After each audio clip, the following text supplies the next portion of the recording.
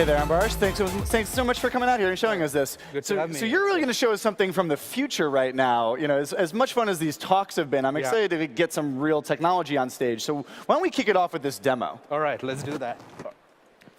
Hi, guys. I'm Ambarish Mitra from Blippar, founder and CEO. And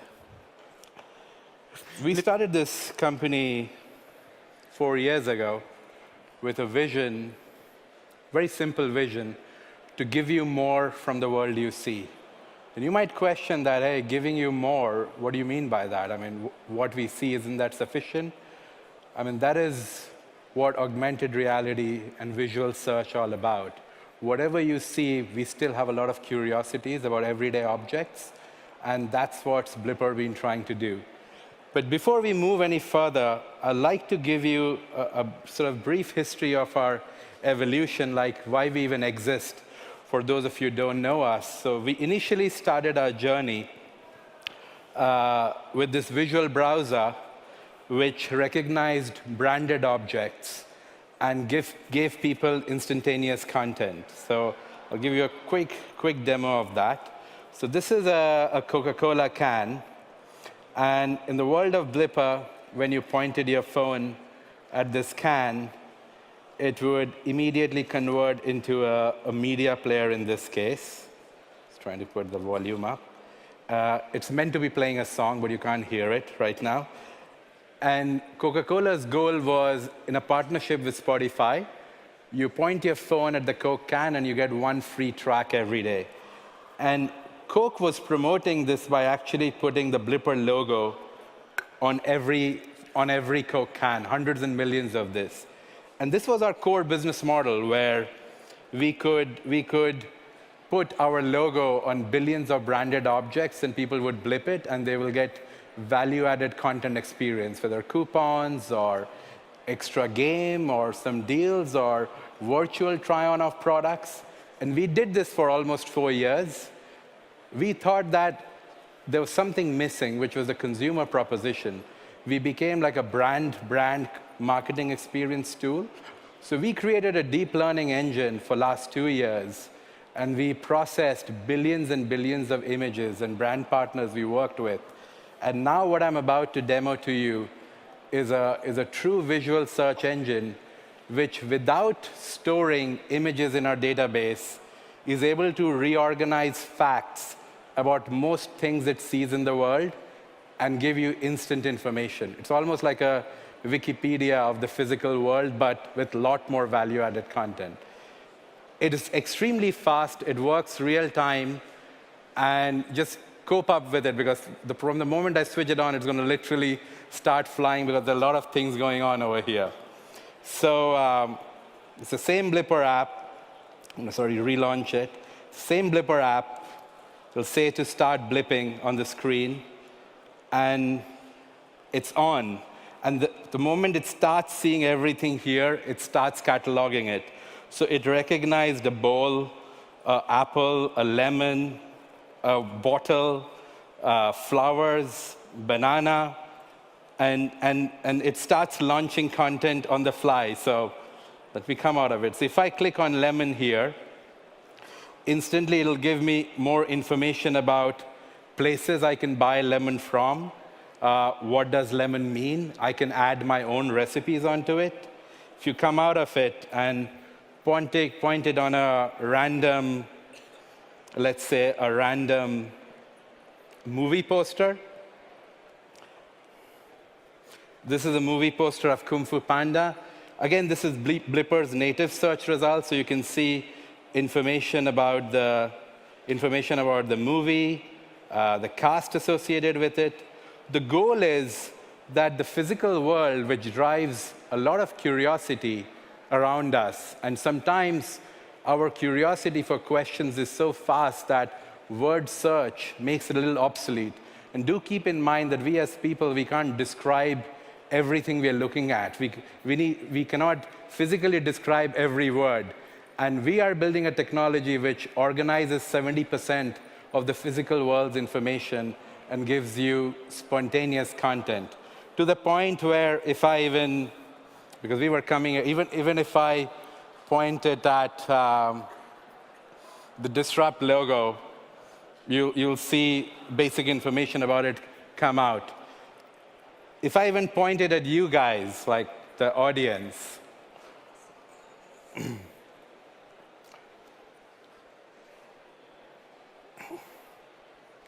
it says that you are at the Disrupt conference and gives you more additional information because it knows by location that this audience, this geolocation, there's a conference going on today, and it's Disrupt. But keep in mind that this is not location triggered. It actually physically organizes everyday objects. And when it's looking at you guys, it is looking at a very large audience, and it's figured out that we are in a stadium, and according to geolocation in this stadium today, there's only one event going on, that's TechCrunch Disrupt. It is not restricted to static objects or people at all. It can work on every living creature. And this particular forum is not ideal to demo it. The best way to enjoy it is to go out on the street and blip every little thing you look at. But we definitely want to show you on a living object here. Oh. It's a kitten. and that's Charles, who works at Blippar Product Development.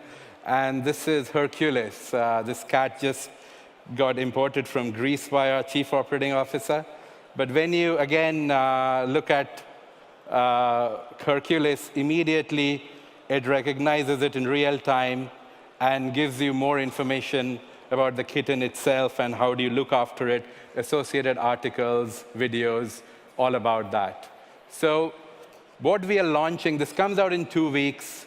75 to 80% of world's physical world information would be organized, and you could just point your phone at it.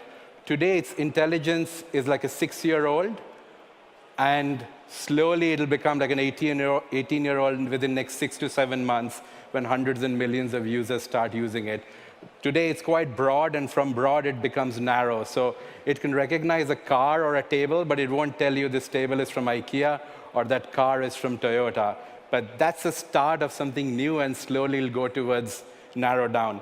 But keep in mind that this is totally real time. You're just pointing your phone's camera. You're not taking any photos. It's literally live, connected on your 3G connection, real time. Thank you very much. Let's give him a hand for that. That's pretty cool. So that's pretty impressive, even without the new stuff, without it being able to recognize every object. You guys already have about 60 million registered users and 3 million monthly active users. Yeah. You guys have raised $45 million. So people really believe this is the future. But for a second, I want to just cut through all the buzzwords. Yeah. And I want to ask you, it's cool, but what problem does this solve? It solves a very big problem. I mean, the business is built on 3 core philosophies, which one shouldn't ignore. I mean, do keep in mind that our eyes is a primary sensor to the human body, and 80 to 90% of our cognitions comes from vision. And we're already seeing this behavior being manifested. People are not afraid of pointing their phone's camera at things. This is a very organic behavior. The second reason is that we take it for granted how many people surf the internet, but 1/7 of the world can't even read and write. The remaining 2/7 of the world has very basic literacy, but not good enough to read a book. And 4/7 of the world, where people like you and me belong, high school dropouts to triple PhDs, most of those people do not speak 10% of any given native language. So our entire access of information on the planet via search engines, which is a very default behavior, is driven by our description of something we look at. It is an evolved state. Today, you already face so many situations in your life where you can't be bothered to find out because you can't be bothered. Like, where is that cloth from? What does that shoe mean? Who drew that painting? Or, you know, walking in a garden, your kid asks you, what's that flower, what's that plant, and you make something up. The next evolved state is Internet on Things, where it's not Internet of Things. We already have cloud computing. We already have a super phone in our hands with an amazing camera. All we are doing is indexing the right object with the right information on the web.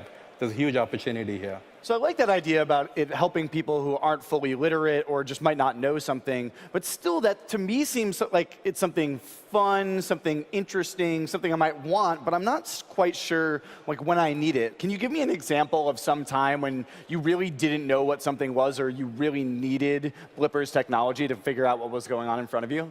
I mean, that technology has just come to fruition now, so you'll see it work in 2 weeks. But use cases are several. I mean, our end users come with those use cases every day. When people look at a piece of clothing, but they want to know something more about it, there is no way to instantly describe everything you're wearing. You use the word want there. Yeah. Again, I'm talking about when do they need this? I mean, modern day consumers have curiosities about everyday things. Sometimes a solution, you almost didn't need search engines as it stands today in mid-90s. Till Google gave you that behavior that, hey, going to libraries is not enough or asking your grandfather about things is not enough. And we are now at a stage where just typing on a box is not enough because the ultimate form of inspiration to people is the world you see. And if that world you see could talk back to you, that is the behavior we are introducing. And we're seeing a lot of traction in that behavior for the last 4 years of work we've done in several categories. I was going to say, because when I need to know something, I go on the internet because there's really no other way to find out about it. But but that's a behavior it took us a really long time to learn, like going home or even just opening our phone and Googling something. How do you teach people to consistently visually search the things that they see? Most important challenge for us, I mean, we've been around 4 years. When we started the business, we went after the categories of brands, media owners, and celebrities because we knew to make blipping as a verb, it needs to be influenced by this broader community. And the technology wasn't there. Today the reason you use Google and continue to use Google for the last 15 years, because every time you attempted to make it worked for you. Computer vision didn't reach that level of maturity till very recently. That's true, considering your company is like a few years old now, and I looked through some of the reviews of your apps, and there are things like, what a stupid app, does not work. I think a lot of people have been trained to think that augmented reality technology and image recognition doesn't really work yet, and you're sort of working against that trend of people having trouble the last few years as people try to sort of prematurely push this technology.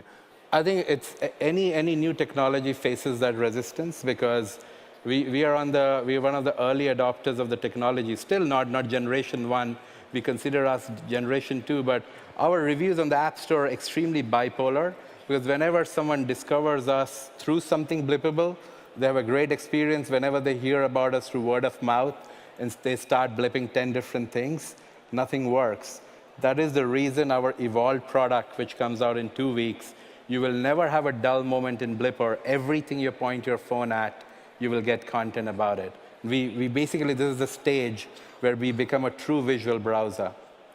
So tell me how this is going to turn into a real business, because we've seen it be like a fun toy, and maybe it's useful for people, but is there an opportunity here? Like when I hear this, it seems like there's an opportunity if you're pushing, whenever you suggest information to people, you also have an opportunity to promote information to people and have brands or sponsors or advertisers pay for it. So is that sort of the road you guys are going to take with this, sort of making a Google keyword marketplace, but for visual search instead of text search? Yeah, I mean, without divulging a lot about the business model. Now, I want you to divulge a lot about the business model right now. Yeah, keep in mind that the user here, is actually looking at a real object. So there is nothing more, the saying image is worth 1,000 words. When you're looking at a Starbucks logo in Holborn, or when you're looking at an orchid flower in your garden, you're already giving a lot of information about your interest. It is more than you typing actually certain keywords, because keywords are also open to depiction. So advertisers have a unique opportunity to target people by their visual interests. So it's like if a dog food seller targets people who are blipping their dogs all the time, that is the kind of business model we're going after. That makes sense, and I feel like that would attract some pretty solid investors. You guys have some undisclosed investors. Are any of the big search giants involved in the funding? No. You got a little smile there. No. No, you sure? Not Google, not Microsoft? Not at all. This isn't the future of Bing, yeah, is happy it? to talk to those guys. Better not be the future of Bing. Yeah. Okay, so there's all these other augmented reality companies. There's Aurasma, Zappar, Layar. There's all these companies. You bought one of them. There's so many people in this space. How do you stand out? Like, what's going to make you different from the rest of them? I think proposition is always one of the mistakes many startups made, that they focus a lot of companies focus on the technology, but not on the business model. And I'm a big believer that technology is not disruptive, it's the business model that is disruptive. And from Blippar, from the word go, our proposition was very clear that we will make currently the advertising and the branded world more interactive with AR, and we will monetize it while we learn from our deep learning engines the next level of visual browser, and that's what exactly we did.